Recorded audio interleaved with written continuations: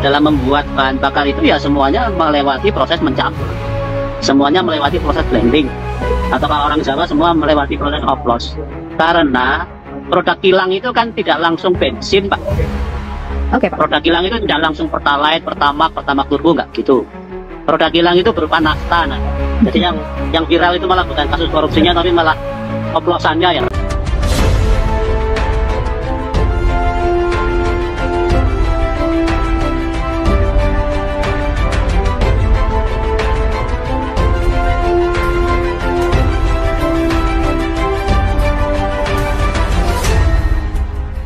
Tonton video ini sampai selesai agar Anda tidak gagal paham. Pertamax oplosan jadi bola liar yang menggerus kepercayaan konsumen. Pertamina harus uji coba terbuka agar publik percaya. Kasus dugaan korupsi tata kelola minyak mentah dan produk kilang pada anak usaha PT Pertamina telah menggerus kepercayaan konsumen dan publik terhadap produk perusahaan plat merah tersebut, di mana di media sosial mulai gencar ajakan untuk beralih ke produk asing. Bahkan ada yang berinisiatif untuk mengajukan gugatan class action ke pengadilan sebagai bentuk kekecewaan karena merasa telah ditipu. Ini karena sebelumnya Kejaksaan Agung menyatakan salah satu modus yang dilakukan para pelaku korupsi yakni mengoplos impor minyak produk kilang dari yang tadinya RON 90 setara Pertalite menjadi RON 92 setara Pertamax. Meski belakangan PT Pertamina menyanggah pernyataan Kejaksaan dan menyebut tidak ada pengoplosan bahan bakar minyak Pertamax, serta mengklaim kualitas Pertamax dipastikan sesuai dengan spesifikasi yang ditetapkan pemerintah, yakni RON 92, dan hal ini belakangan dibenarkan oleh Kejaksaan Agung. Tapi bagaimanapun, menurut para pengamat energi dan perminyakan, kemarahan publik sudah kadung tak terbendung. Karenanya, pengamat menyarankan badan pengawas seperti BPH Migas atau Lemigas untuk melakukan pembuktian secara terbuka. Pertamina bisa menggandeng ahli untuk menguji dan mengambil sampling apakah benar kualitasnya sesuai. Kalau terbukti ada pengoplosan, maka harus ditarik dari peredaran. Tanpa itu, masyarakat enggak akan percaya, ujar pengamat energi sekaligus peneliti senior di Pusat Studi Ekonomi Kerakyatan, Pusekra UGM Fahmi Rahdi. Imbasnya akan terjadi migrasi besar-besaran dari Pertamax ke Pertalite. 3 modus korupsi yang menjerat anak usaha Pertamina. Sejumlah petinggi Pertamina terseret dalam jeratan kasus dugaan korupsi terkait tata kelola minyak mentah dan produk kilang minyak antara tahun 2018 sampai 2023. Dalam pemaparannya, Kejaksaan Agung menyebut setidaknya ada 3 modus yang dilakukan para tersangka. Modus pertama, mengondisikan produk minyak bumi dalam negeri menjadi berkurang dan tidak memenuhi nilai ekonomis yang berakibat tidak terserapnya seluruh produk kilang. Padahal pemenuhan minyak mentah dalam negeri seharusnya wajib mengutamakan pasokan minyak bumi dari dalam negeri, dan Pertamina wajib mencari pasokan minyak bumi yang berasal dari kontraktor dalam negeri sebelum merencanakan impor. Ketentuan itu diatur dalam Pasal 2 dan Pasal 3 Peraturan Menteri Energi dan Sumber Daya Mineral atau ESDM nomor 42 tahun 2018 tentang prioritas pemanfaatan minyak bumi untuk kebutuhan dalam negeri. Dampak dari pengondisian tersebut menurut Kejaksaan perlu dilakukan impor. Modus kedua, agar impor minyak bisa dilakukan, produk minyak mentah dalam negeri dari kontraktor, kontrak kerjasama atau KKS sengaja ditolak dengan dalih tidak memenuhi nilai ekonomis. Padahal harga yang ditawarkan masih masuk rentang harga perkiraan sendiri. Selain itu, produk minyak mentah KKS ditolak dengan alasan tidak sesuai dengan spesifikasi kilang minyak. Padahal minyak tersebut masih sesuai dengan spesifikasi kilang Pertamina dan masih bisa diolah dengan dihilangkan kadar merkuri atau sulfurnya. Penolakan inilah yang dijadikan dasar untuk menjual minyak mentah produksi Indonesia ke luar negeri atau diekspor. Sementara PT Kilang Pertamina Internasional malah melakukan impor minyak mentah dan PT Pertamina Patra Niaga mengimpor produk kilang. Dari kegiatan pengadaan impor minyak mentah dan produk kilang tersebut, Kejaksaan Agung menyebut menemukan adanya permufakatan antara penyelenggara negara dengan broker berupa kesepakatan harga yang sudah diatur sebelum tender dilaksanakan.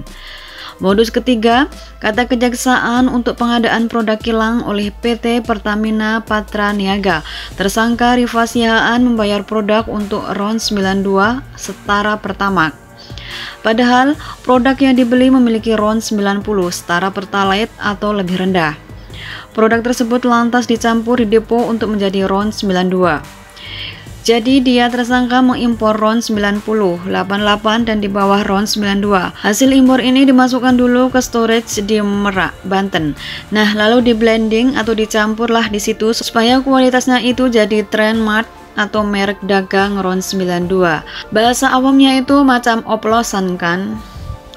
Oplosan yang menjadi bola liar. Narasi oplosan yang diutarakan Kejaksaan Agung rupanya langsung bikin publik meradang.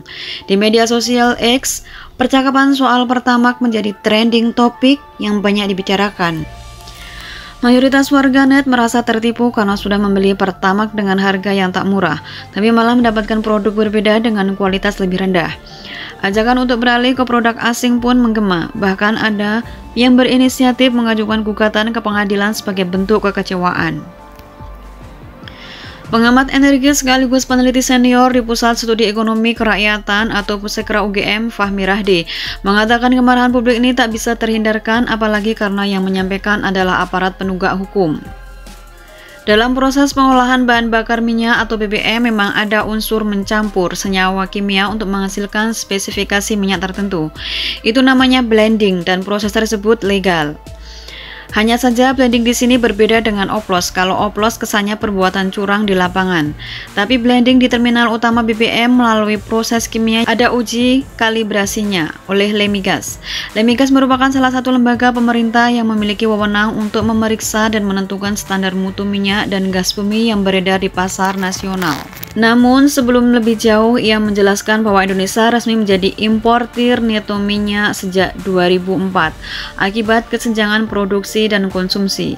Selama periode 1998 sampai 2023, konsumsi BBM rata-rata naik 2% setiap tahun, sedangkan produksinya rata-rata turun 3% setiap tahun.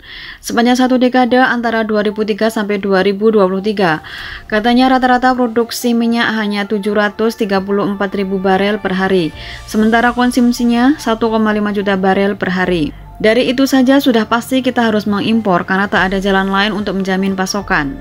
Dan ini memang menurut saya ranjaunya banyak, rentan terjadi perburuan rente.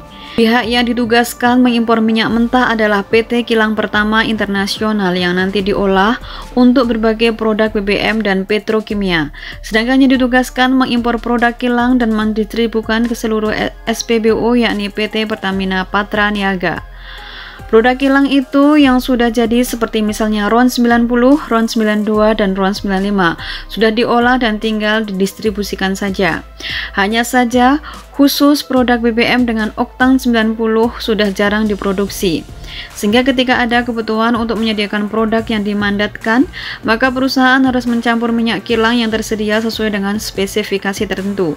Dalam perkara ini, menurut pandangan Khalid, PT Pertamina Patra Niaga yang mengimpor RON 92 setara Pertamax pada akhirnya mengolah lagi sehingga menjadi RON 90 atau dengan setara Pertalite. Proses pengolahan tersebut sambungnya dicampur dengan senyawa kimia untuk mengubah kadar oktannya. Ahli konversi energi dari Institut Teknologi Bandung, dia menerangkan proses mencampurkan minyak mentah atau produk kilang dengan senyawa tertentu seperti high octane mogas komponen atau HOMC agar mendapatkan BBM yang dibutuhkan merupakan hal yang lazim. Ada lagi kalau ingin naikin RON pakai oktan booster bukan HOMC. Ada juga yang pakai aditif namanya. Jadi nggak masalah karena di dunia ini semua perusahaan bahan bakar seperti itu melakukan blending atau istilah lainnya oplos. Dan bahan bakar yang sekarang ini masih saya sendiri belum jelas apakah memang yang dibeli itu adalah RON 90 tapi dengan harga RON 92 atau seperti apa? Atau belinya RON 90 tapi dikasihnya RON 92 walau alam. Jadi sebetulnya kan kita kan bahan bakarnya kebutuhannya tinggi, sementara produksi kilang kan tidak bisa mencukupi itu.